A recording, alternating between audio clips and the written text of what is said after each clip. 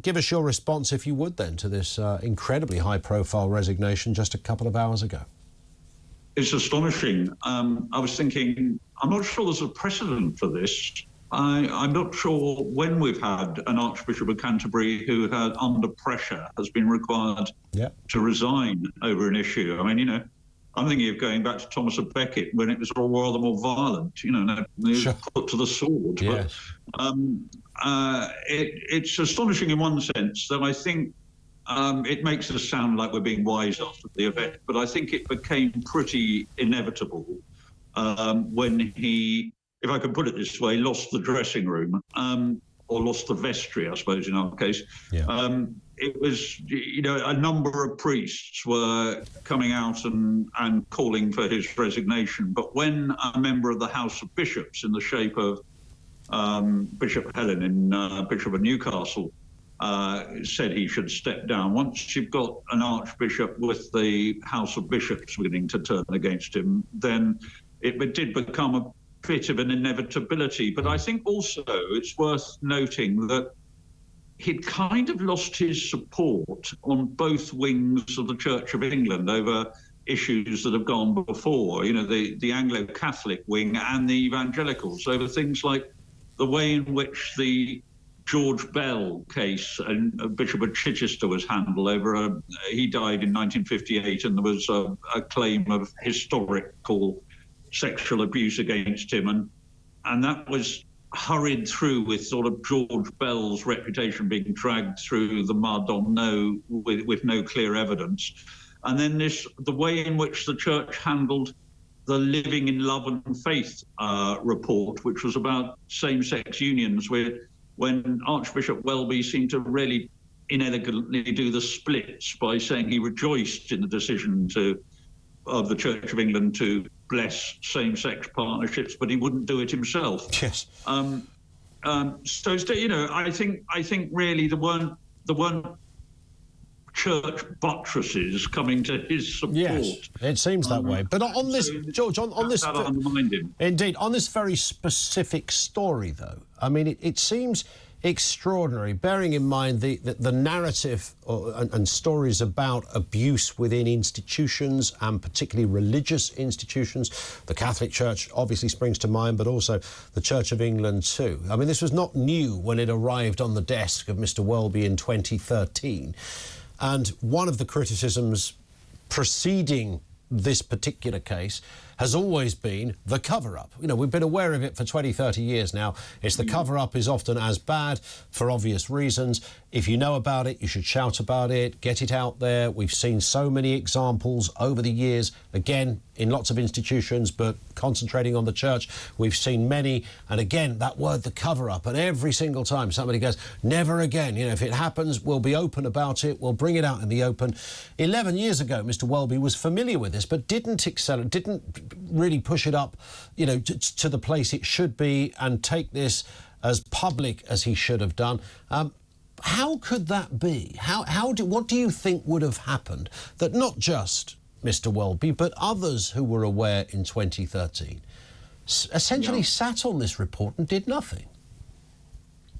Yeah, I don't for a moment believe, and I don't suppose you do either, Ian, so I can't speak for you, think that Archbishop Welby indulged in a deliberate cover-up, because I think he's essentially a good man, but, you know, in a sense there's an ineptitude to this, which is equally troublesome in its way, because obviously the concentration should be on the victims of this grotesque historical abuse.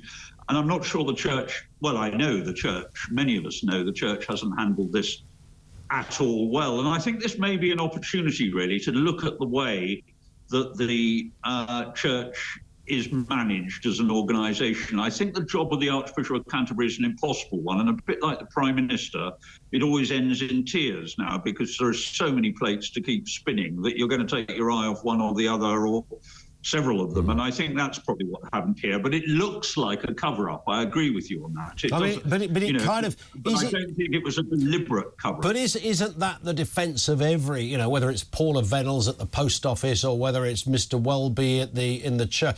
That is nearly always the answer, isn't it? That, you know, these are really quite nice people. They're not horrible people. They're quite decent. You can break bread with them and, you know, have a drink, and they wouldn't deliberately want to harm anybody. But there's a kind of pervasive groupthink that seems to permeate in cases like this. And maybe people like Justin Welby and others just can't see, for whatever reason, there's a blinkered situation. They can't see the wider picture and really believe they're doing the right thing, but in fact are doing the most terrible thing by not speaking out. I think you make a very fair point, Ian. I think that, you know, very often these are decent or fair-minded people that, you know, by omission do terrible things rather than by commission. I think the difference between the Archbishop of Canterbury and some of these other examples to which you allude are that, you know, Paula Venables ultimately at the post office was responsible to shareholders and brought to account. Politicians are accountable to their voters and the democracy that they serve. The Archbishop of Canterbury is in a different kind of category because they can live in this dangerously in this bubble inside Lambeth Palace, and aided really and abetted to live in that bubble by courtiers at Lambeth Palace. And it's not like a corporation that has its accountabilities, or like politics that has its accountabilities to the electorate. And I do think that's why I say that there's an opportunity to look at the way that the church is managed here. And I think it's got to be a very much more transparent form of management and a very much more accountable form of management than we've had to date, because then we can begin to say we are accountable. And therefore, when we say this should never happen again, we can point at this accountability and with some confidence that we mean it. George, thank you for your time. Appreciate it. Reverend George Pitcher, former advisor to the Archbishop of Canterbury, with us. I mean, the advice I would give to anybody in any institution, if there is quite clear, unequivocal, proven abuse, then shout as loud as you can. Don't worry about protocols. Don't worry about, you know, well, what's it going to do to the image of our place, our integer. No, just go for it, all right? Ring the old bill, get on the phone, say, this has been catastrophic, and the abuser is out there. We can sort it. Now, of course, I'm not talking about libelling anybody. I'm talking about when you have a clear-cut case, they could have gone to the police, wouldn't have to have been put on the front of the Times within that first day. They could have escalated this to the right place, and they fundamentally didn't. A massive failure, a failure for victims, 130 young boys who were violently beaten, sexually abused over a protracted period of time. It must have been the most terrifying experience for those young guys, and I don't know whether all of those victims are still around, but clearly some of them will be. And I would guess the harrowing, terrifying nature of that, it's that bit that for some reason disturbs me. It's the fear, and the fear compounding your silence. And that's when people victim blame. Well, why didn't you come forward? And so, well, why? Because I didn't think I could. I was scared to. You know, the reliving it, all that goes with that kind of well-discussed scenario of somebody being abused or attacked. Why didn't you shout out? Well, it could have got worse if I'd shouted out. And would I? Am I the only victim? Am I the only person this is happening to? How many times do you hear that as well? People didn't speak out. They thought they were the only one. Turns out there was 130 of them. If I spoke out, who's going to believe me against a senior churchman? No one's going to believe that.